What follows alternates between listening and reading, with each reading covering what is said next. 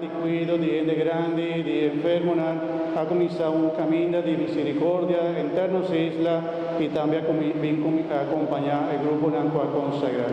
Y que de corazón para nosotros un dank y un aplauso para su servicio y su vida. Muchas gracias.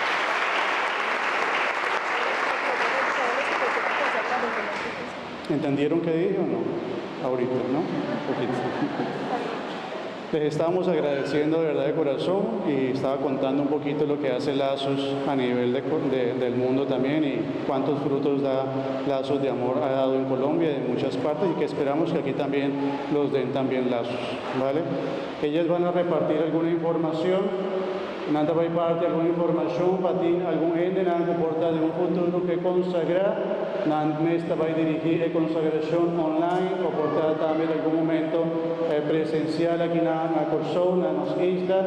Y si vos tienes interés de algún momento para bien consagrar, nada va a parte información, van a repartir la información y bien pueden acercarse a ellas para preguntarles también cualquier cosa también.